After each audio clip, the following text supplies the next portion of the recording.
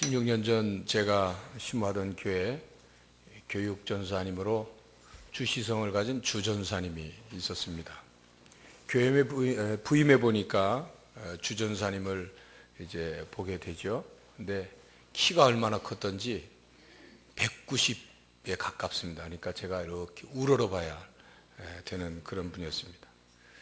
그래서 제가 그 전사님에게 어떻게 해서 이렇게 키가 컸느냐, 뭘 먹고 살기에 이렇게 키가 많이 컸느냐 물었습니다. 그랬더니 그냥 웃으면서 하는 말이 고등학교 때까지도 그렇게 크지 않았다는 거죠. 한 160 정도 됐는데 고등학교 어느 겨울 방학 때 그 방학 기간 동안 30cm가 컸다는 겁니다. 그야말로 영화 제목처럼 우리 애가 자랐어요, 뭐 그런 거죠. 자고 나면 큰 거예요. 자고 나면 바지가 짧고 자고 나면 옷이 작은 거예요. 그래서 방학 한 2달도 안 되는 기간 동안 30cm가 컸으니까 굉장히 많이 큰 거죠. 그런데 그 전사님이 어느 날 길을 가다가 길에서 쓰러져서 그 자리에서 죽었습니다. 사인을 알아보니까 사실은 그 전사님의 그 몸은 그렇게 컸지만 키가 훔출하고 아주 그랬지만 몸에 어떤 문제가 있었다는 거죠. 아직 결혼도 안 한 30도 안 된 총각인데 어떤 문제가 있었냐면 키가 아주 짧은 기간 동안 30cm가 크니까 그 크는 만큼 속 안에 장기도 폐나 장이나 위나 같이 커야 되는데 그 속도를 못 따라간 거예요. 그래서 폐의 밀도가 떨어져서 폐에 구멍이 여러 개 있었다는 것입니다. 계속 그래 치료를 하고 약을 먹었는데 그것 때문에 결국은 호흡기 쪽과 심장 쪽에 문제가 생겨서 결국 그 자리에서 길을 가다 쓰러져 죽는 그런 안타까운 일이 벌어졌습니다. 보통 사람들은 신체적인 성장을 했다고 하면 야, 너 키가 컸다. 키만 크면 몸이 큰 걸로 생각을 하는데 사실 그때 그런 일을 접하고서 깨달은 것이 있습니다. 외모만, 키만 큰다고 크는 게 아니라 속 안에 장기까지도 같이 커야 되는 거예요. 그러니까 키가 작다고 너무 염려하지 마세요. 그거 아주 단단하게 자라고 있으니까 그게 은혜입니다. 은혜예요. 우리의 외모, 신장도 커야 하고 그 안에 있는 장기도, 내부에 있는 장기도 커야 하는 것처럼 우리의 신체적인 부분만이 아니라 정신적인, 내면적인 부분까지도 함께 커야 합니다. 또 정신적인 부분만이 아니라 영적인 부분까지도 함께 성장해야 한다 하는 말입니다. 몸은 컸는데, 신장은 컸는데 정신적인 부분이 크지 않은 사람을 일컬어서 성인 아이라 그렇게 말합니다. 우리나라 말식으로 표현하면 철이 안 들은 어른이다 그렇게 표현하죠. 오늘 본문 말씀은 성장에 대한 말씀입니다. 오늘 본문 말씀을 쉽게 그리고 내용을 조금 보충해서 그 뜻을 정리하면 이런 말씀입니다. 우리는 인간의 속임수나 간교한 술수에 빠져서 온갖 이야기에 흔들리거나 이리저리 밀려다니는 일이 생기지 않도록 더 이상 어린 나이로 있어서는 안 됩니다. 자라나야 합니다. 모든 면에서 그리스도에게까지 이르도록 자라야 합니다.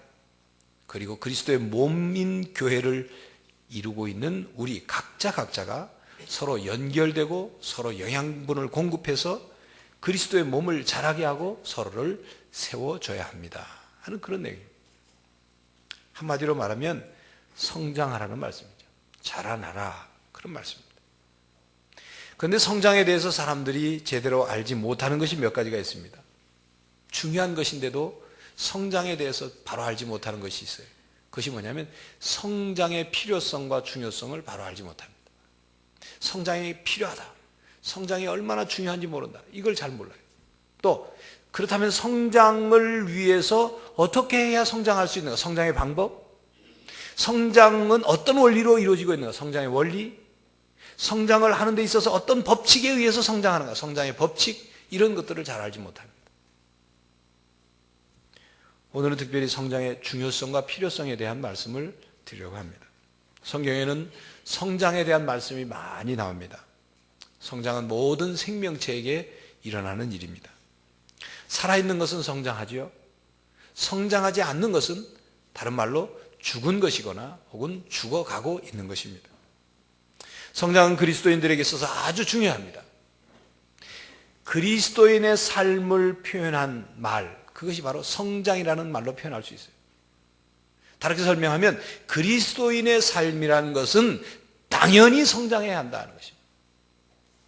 그리스도의 삶은 당연히 그 안에 생명이 있기 때문에 성장해야만 한다 하는 것입니다. 그래서 사도 베드로는 베드로후서 3장 18절에 오직 우리 주 예수 그리스도의 은혜와 저를 아는 지식에서 자라가라, 그렇게 권면하고 있습니다. 자라가라. 그리고 오늘 본문 15절에도 이렇게 말씀하죠. 오직 사랑 안에서 참된 것을 하여 범사에 그에게까지 자랄지라. 그는 머리니 곧 그리스도라. 무슨 말입니까? 그리스도 안에서 성장하라는 것입니다. 그리스도에게까지 이르도록, 그 장성한 분량에 이르도록 자라나라. 그리스도로 말미암아 그리스도를 통해서 성장하라, 자라나라는 말씀입니다. 성경은 우리에게 이렇게 자라나라고 말씀합니다. 성장하라고 말씀해요. 그런데 안타깝게도 성장이 잘 이루어지지 않아요. 왜 성장이 이루어지지 않습니까? 성장이 이루어지지 않는 이유가 무엇이 있습니까? 그 중에 첫 번째는 구원받지 못했기 때문에 영적인 성장이 이루어지지 않습니다. 구원받지 못한 사람은 교회 생활은 잘합니다. 구원받지 못했어도 교회 생활을 잘합니다. 주일날 예배가 몇 시에 있고 찬송 몇 장 부르고 성경 찾는 거, 헌금 드리는 거, 뭐 이런저런 교회 생활에 대해서 너무나도 잘 알아요. 그런데 구원받지 못했기 때문에 영적인 성장이 일어나지 않습니다. 삶의 변화가 나타나지가 않아요. 왜 그러냐고요? 구원받지 못했기 때문에. 구원이란 무엇입니까? 바로 거듭나는 거죠. 중생, 다시 태어나는 것입니다. 예수 그리스도의 새 생명으로 다시 태어나야 돼요. 예수 그리스도의 새 생명으로 다시 태어나지 못했기 때문에 그 안에 생명이 없으니까 영적인 성장이 안 일어나는 거예요. 여러분, 상상 임신이라고 아시죠? 실제로는 임신이 안 됐는데 상상으로만 임신된 거예요. 그런데 상상 임신은 증상은 꼭 임신한 것 같아요. 입덧도 하고 또 몸의 변화도 나타나요. 상상 임신으로. 그런데 아무리 상상 임신을 했더라도 10달이 지나면 애가 나오질 않아요. 왜요? 생명이 없으니까. 생명이 잉태되지 않은 가짜 임신이기 때문에. 우리가 예수 그리스도의 새 생명으로 구원을 받고 다시 태어나지 않으면, 거듭나지 않으면 우리 안에 생명이 있기 때문에 영적인 성장이라는 건 있을 수 없는 것입니다. 그래서 예수 그리스도를 구주로 영접하는 것, 예수 그리스도를 주인으로 모시는 것, 예수 그리스도를 주로 고백하는 것, 이 첫 단추예요. 신앙의 첫 단추이고 이것이 바로 제대로 돼야 영적인 성장이 이루어질 수 있습니다. 또 한 가지 영적 성장이 이루어지지 않는 이유는 구원은 받았지만 신앙 성장의 과정에 대해서 배우지도 못했고 훈련받지도 못했고 배우려고 하지도 않기 때문에 그래요. 어떻게 해야 영적 성장이 이루어지는지에 대해서 누가 가르쳐 주지도 않고 배우지도 못했던 거예요. 그러니까 어떻게 해야 영적 성장이 이루어지는지를 잘 모르는 겁니다. 잘 몰라요. 그래서 예배는 나와요. 예배는 열심히 드려요. 또 교회에서 하라는 대로 무슨 모임에 참석은 열심히 해요. 선교회 가입하라면 선교회도 가입하고 해요. 하는데 어떻게 해야 자신의 신앙이 성장하는지, 영적인 성장이 이루어지는지를 배우거나 훈련받지 못했기 때문에 그 이상은 안 되는 거예요. 참 그 자리만 맴맴 도는 거예요. 여러분, 영적 성장은 그냥 이루어지지 않습니다.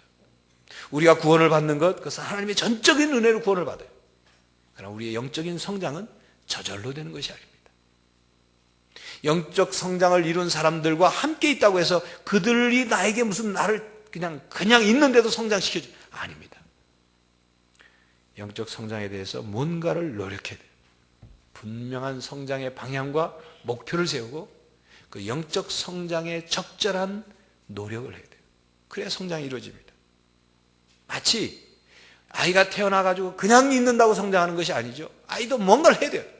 배고프면 먹어야 되고, 먹고 나면 또 싸야 되고, 잠 자야 되고, 잘 놀아야 되고, 그래야 성장이 이루어지는 것처럼 영적인 성장도 마찬가지입니다.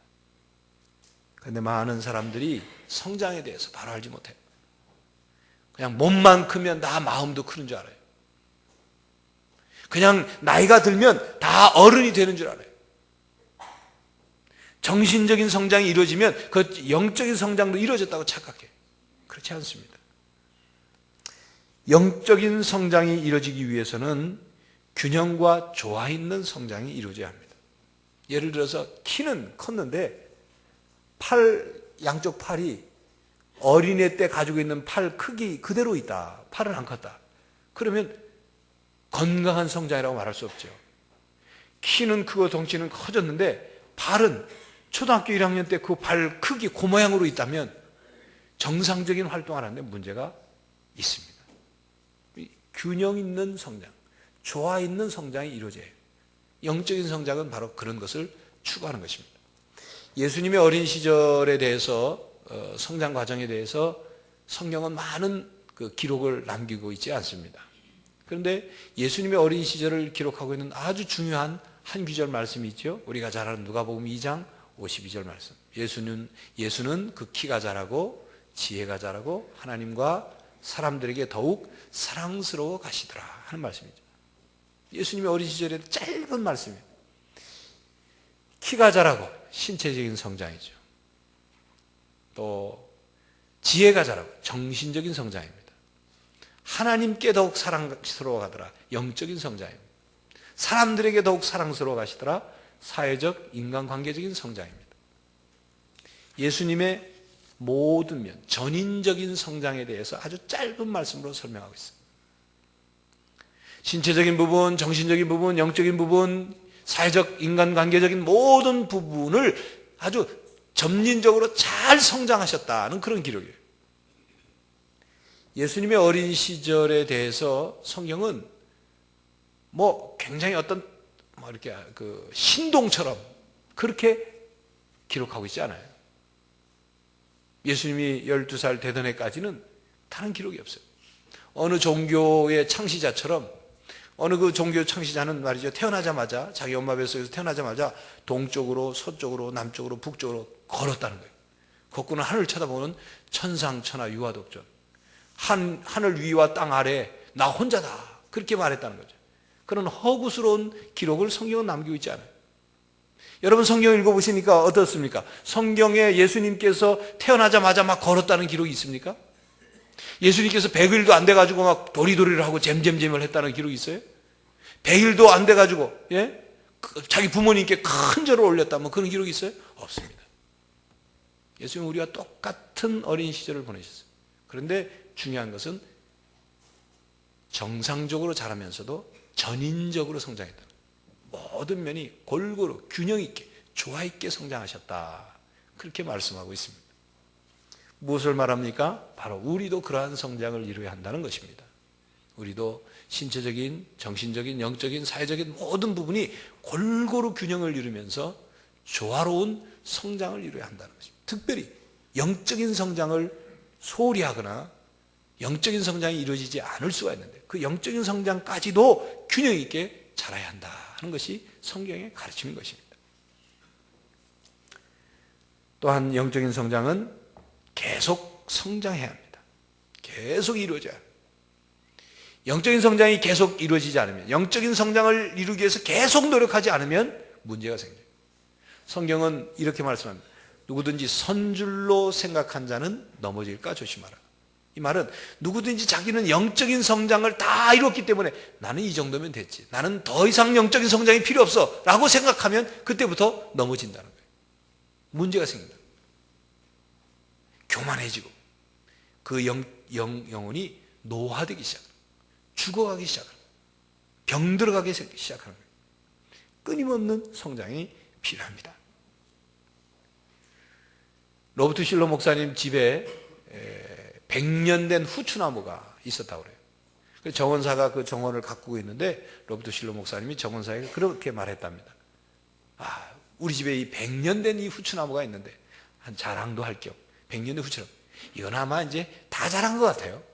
다 자란 것 같아요. 100년이나 컸으니까 다 자란 것 같아요. 그랬더니 정원사가 하는 말이 아닙니다 목사님. 나무는 죽을 때까지 자랍니다. 그래도 나무는 죽을 때까지 자랍니다. 미국에 1000년 된 삼나무가 있는, 1000년이 넘었죠.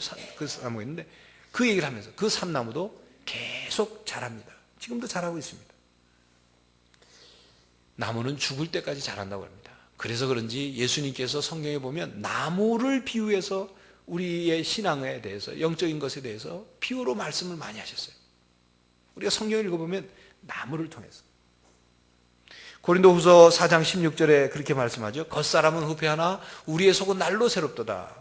우리의 육체는 점점 노화돼 가고 죽어가지만 어느 선까지, 어느 나이까지 이르면 성장이 멈추고 그다음부터는 성장이 거꾸로 내려가는 거예요. 노화돼 가는 거예요. 죽어가는 거예요.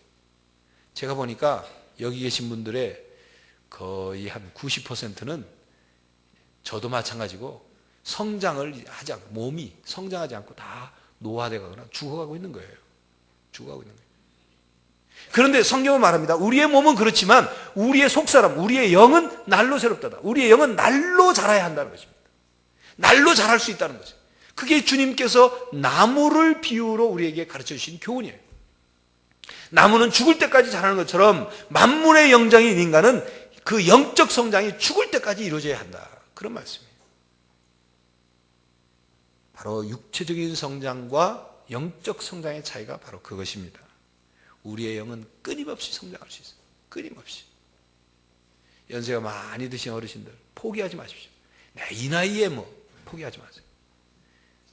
교회 여러분, 계속해서 죽을 때까지 영적 성장을 이뤄가는 여러분들이 되시기를 바랍니다.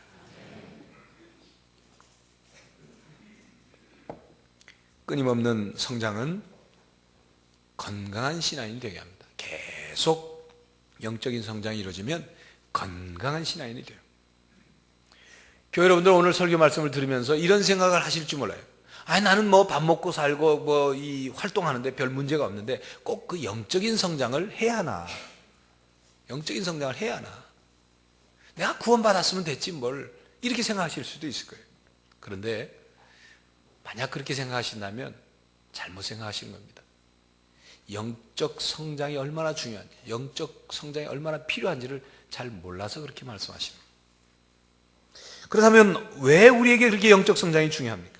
영적 성장을 하게 되면 우리에게 어떤 유익이 있고, 영적 성장을 통해서 무엇을 할 수 있기 때문에 영적 성장을 해야 하는 것입니까?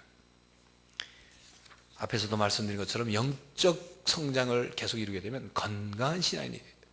건강하다는 게 뭡니까? 우리 몸을 한번 생각해요. 우리 육체가 건강하다는 것은 우리가 힘든 일을 해도 피곤을 덜 느껴요.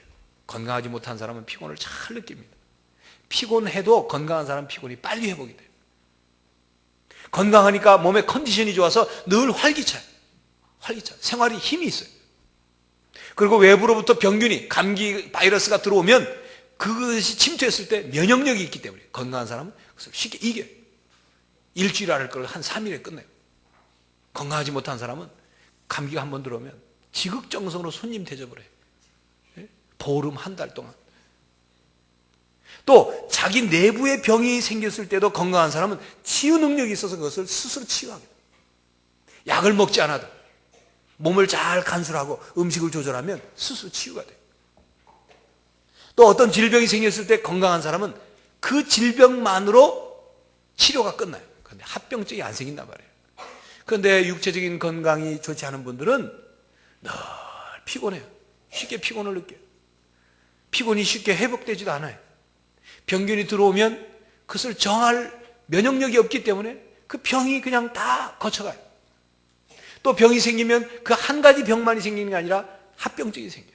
감기가 들어오면 그것 때문에 폐렴이 생긴다든지 아니면 다른 호흡기 질환이 생긴다든지 병이 생겨요. 점점 건강에 문제가 심각해져서 나중에는 밥 먹는 것조차도 힘들어져요.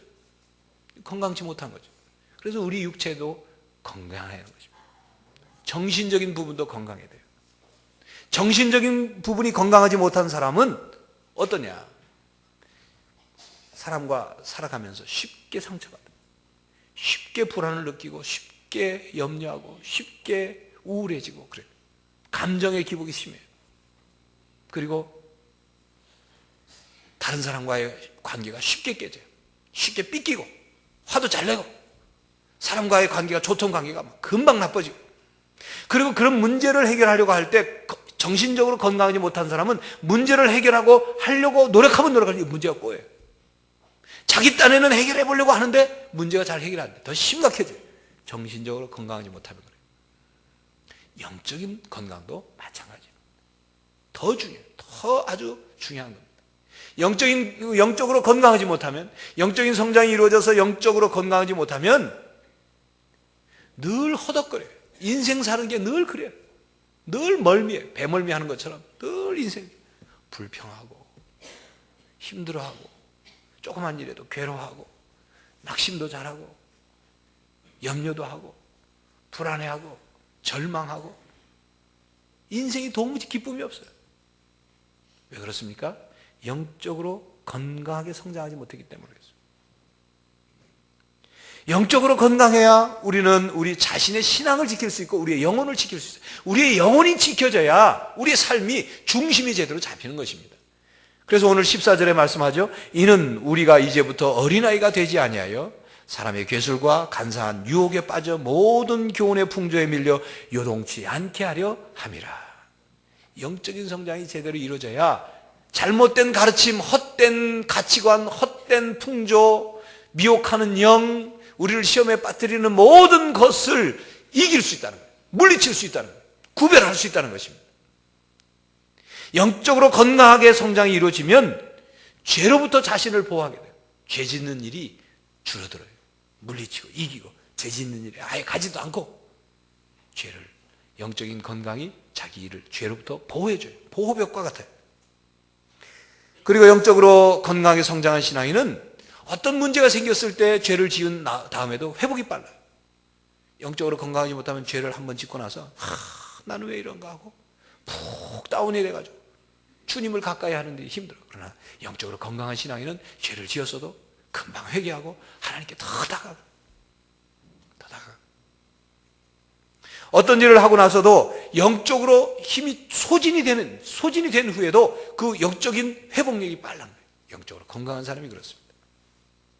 상처받거나 실망하거나 낙심하거나 절망을 하는 일을 겪으면서도 건강한 신앙인은 회복하는 시간이 빠릅니다. 그리고 자신의 삶을 살아가다가 갑작스럽게 원치 않는 역경을 만나요. 이유를 모를 고난을 겪어요. 십자가를 짊어져야 할 그런 일들을 겪게 될 때 영적으로 건강하게 성장한 사람은 꿋꿋하게 그것을 부끄러워하지도 않고 그것을 당황해하지도 않고 그것을 괴로워하지도 않고 주님을 위한 일이라 생각하고 꿋꿋하게 잘 감당해요. 그래서 그것을 이겨내서 그것을 통해서 하나님께 감사하는 신앙이 됩니다. 그러므로 영적으로 건강하게 성장한 사람은 보면 알아요. 긍정적인 사람이에요. 긍정적이에요. 말하는 거나 생각하는 것이 긍정적이에요. 똑같은 것을 보고서도 긍정적이에요. 네? 구름이 잔뜩 낀 하늘을 보면서도 구름 위에 비치는 태양을 봐요. 영적으로 건강하기 때문에. 교회 여러분, 건강하게 영적으로 성장하는 신앙인이 되시기를 바랍니다. 영적인 성장은 우리로 하여금 열매 맺는 삶을 살게 합니다. 예수님께서 십자가에 못 박혀 돌아가시던 그 주간 월요일 날, 그 월요일 바로 전날 주일은 나귀를 타고 예루살렘 성에 입성하셨죠. 사람들이 호산나 호산나 찬양을 하고 예수님이 예루살렘에 입성하신 뒤에 베다니 촌에 가셔서 주무셨습니다. 베다니 촌이라는 데는 가난한 동네였습니다. 그래서 예수님 아침 식사를 대접받지 못했어요. 시장하셨어요. 길을 가다가 제자들과 함께 길을 가다가 무화과 나무가 길가에 있는 것을 보고 그 무화과 나무가 잎이 무성해서 열매를 많이 맺고 있을 것으로 보여졌어요. 그래서 예수님께서 제자들에게 가서 열매를 좀 따오라 그러셨어요. 제자들이 가서 그 열매를 따려고 보니까 열매가 없는 거예요. 근데 사실은 성경을 보시면 무화과 철이 아닌지라 그랬어요. 무화과가 이렇게 탐스럽게 익어가지고 딸만한 때가 안 되고 이제 막 계절적으로 이제 막 무화과가 이제 조금 열매가 조금 생긴대요. 예수님께서 그 무화과 철이 아닌 거를 알고 계셨어요. 알고 계셔요. 그랬음에도 불구하고 너무나 시장하셨던 나머지 그 조그만 열매를 맺힌 일지라도 그거라도 따서 드시고자 제자들을 시킨 거죠. 베드로 가서 보니까 열매가 없어요. 잎은 무성한데 열매가 없어요. 베드로가 선생님 열매가 없습니다. 보고를 드려요. 예수님이 그 말씀을 듣자마자 그 무화과 나무를 어떻게 하셔요? 저주하시죠. 저주해서 말라 죽게 돼요. 말라 죽게. 왜 저주하셨습니까? 무화과 나무 열매를 따먹고자 하셨지만 열매가 없었기 때문에 저주하셨어요. 그런데 우리가 한편은 이런 생각을 할 필요가 있어요. 예수님 좀 심하지 않나? 무화과 나무 열매철도 아니라는데, 또 아무리 예수님이 시장에서 신경이 예민하셔도 그렇지 막 그 뭐 무화과 나무가 뭐 잘못이 있다고 거기다가 바로 저주를 하실까? 예? 저주를 하실까? 그런 생각을 할 수도 있지 않습니까? 그런데 예수님께서는 이 무화과 나무를 저주하시면서 제자들과 이스라엘 백성들에게 경고의 메시지를 주신 겁니다. 오늘도 성경을 읽는 우리들에게 경고의 메시지를 주신 거예요. 뭡니까? 나무 줄기가 굵고 가지를 잘 뻗고 잎사귀가 무성할지라도 열매 없는 나무는 소용없다는 거예요. 열매 없는 나무는 소용없다. 열매를 맺으라. 그 말씀이에요. 마태복음 3장에 보면 세례 요한이 광야에서 외치는 자의 소리가 되어서 회개를 촉구하고 천국이 가까웠다고 외칩니다. 많은 사람들이 세례 요한의 설교를 듣고자, 외치는 자의 소리를 듣고자 모여듭니다. 근데 그 모이는 가운데 바리새인과 사두개인들도 같이 와가지고 그 소리를, 세례 요한을 보고자 했어요. 듣고자 했어요. 그랬더니 그들을 향해서 세례 요한이 이렇게 외칩니다. 독사의 자식들아, 누가 너희를 가르쳐 임박한 진노를 피하라고 하더냐? 회개에 합당한 열매를 맺으라. 이미 도끼가 나무 뿌리에 놓였으니 좋은 열매를 맺지 아니하는 나무마다 찍어 불에 던지우리라 말씀합니다. 무슨 말씀이에요? 자리만 차지하고 열매를 맺지 못하는 바리새인과 사두개인과 같은 신앙인들은 이미 그 뿌리에 도끼가 놓여있다고 합니다. 하시라도 언제라도 찍어서 불에 던지우기 위해서 열매를 맺으라는 말입니다. 열매를 맺으라. 복음서에 보면 예수님께서 천국 비유하시는 말씀 가운데 나무와 식물로 비유하신 말씀이 많아요. 보면 씨 뿌리는 비유만 하더라도 그 비유의 결론은 겁니다. 열매 맺으라 이거예요. 30배, 60배, 100배 열매 맺는 토양이 되라. 그런 뜻이죠.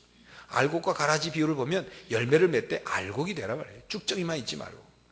요한복음 15장에 보면 포도나무 비유를 말씀하시는데 예수님은 포도나무 줄기고 우리는 포도나무 가지인데 그 포도나무 가지가 포도나무의 줄기에 붙어있지 않고 열매를 맺지 않으면 그 가지는 언제든지 농부이신 하나님이 제해버리신다고요. 열매 맺으라 이 말이에요. 열매 맺으라. 건강한 영적 성장은 우리에게 열매 맺는 삶을 살게 합니다. 건강한 신앙이 돼야 하는 것, 건강한 신앙으로 산다는 것, 그것은 열매 맺는 삶을 산다는 거예요. 그렇다면 열매 맺는 삶이란 어떤 것이냐 하는 것입니다. 여러분, 열매를 맺게 되면 먼저는 나무가 열매를 맺음으로 그 나무의 본분, 나무가 존재하는 목적, 그것을 성취하는 거예요. 그렇죠?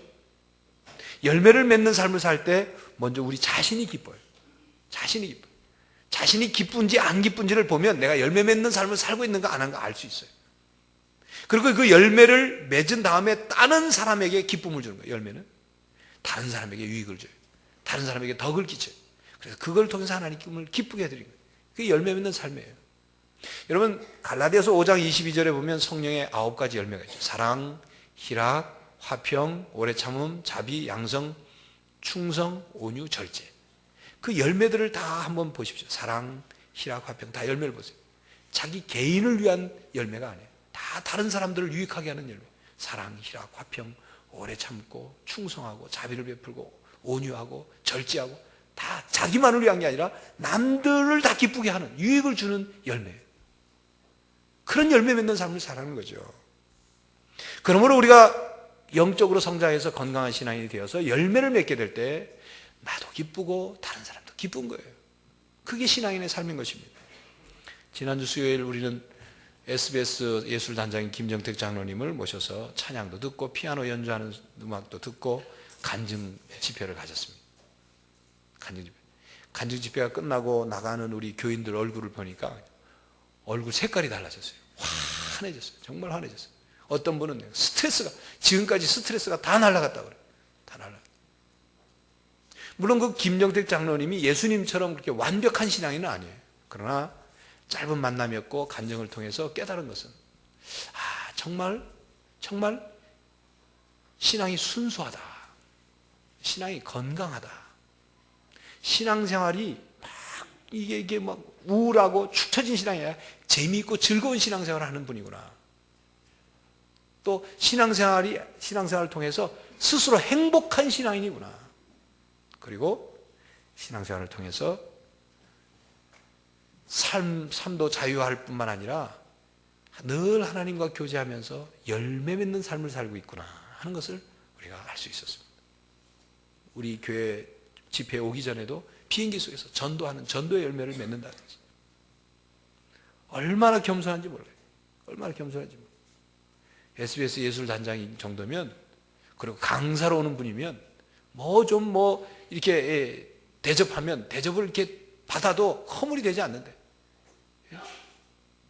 승용차를 타고 오는데도 제가 강사 대접을 안 하고, 승용차에는 그 뒷자리, 그 오른쪽 자리가 주 대접하는 자리 아닙니까? 거기에 타시라고 열어드렸더니 극구 안 타죠. 저보고 타라는 거예요. 길거리에서 실갱이 할 것 같아 제가 앉았더니, 그리고 제 왼쪽에 와서 앉으실 줄 알았더니 자기는 조수랍니다. 운전석 옆에 앉아요. 제가 무슨 대접을 받았기 때문에가 아니라 그 뵐 때부터 보면 그렇게 그 열매 있는 삶을 살아요. 그러니까 기쁘죠. 감사가 많죠. 신앙이 자유롭죠. 우리의 신앙생활이 바로 그러한 그 김정택 장로님의 그런 순수하고 건강하고 행복한 신앙생활의 모습을 담기를 원합니다. 그게 바로 열매 맺는 삶이에요.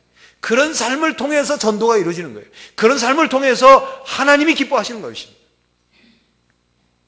사실은 우리의 삶이라는 것이 늘 짜증스럽고 시세말로 지지고 볶고 늘 힘든 삶이에요.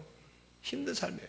걱정거리가 늘 있고 죽음의 위협이 쌓여 있고 늘 먹구름이 낀 것 같은 그런 우리의 삶이지만, 그러나 그것을 뛰어넘어서 믿음의 눈을 뜨고 영적으로 성장해서 긍정적으로 그것을 바라보고 하나님께 주시는 힘과 하나님께 주신 지혜와 하나님께 주신 기쁨과 하나님께 주시는 감사와 하나님께 주시는 평안과 하나님께 주신 담대함을 가지고 우리의 주어진 어둡고 힘든 삶이지만 그것을 이겨나가는 것, 바로 그것이 영적 성장한 사람의 모습인 것입니다. 건강한 신앙인의 모습인 것입니다. 우리 모두 다 똑같은 신앙이 될 수는 없어요. 각기 다릅니다. 그러나 우리 마음속에 오늘 말씀을 들으면서 이 생각 하나만 했습니다.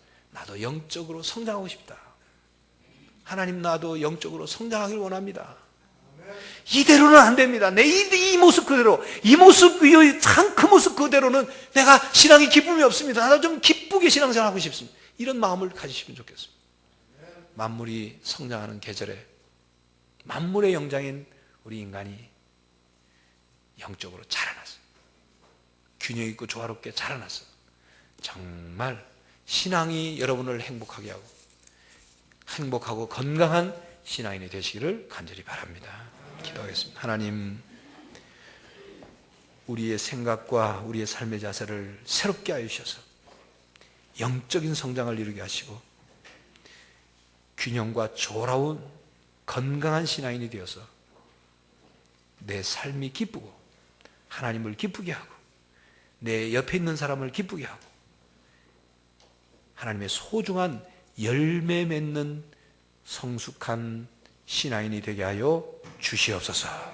영적 성장의 갈망을 주시옵시고 영적 성장을 위한 결단을 주시고 영적 성장을 위하여 노력하게 하여 주시옵소서.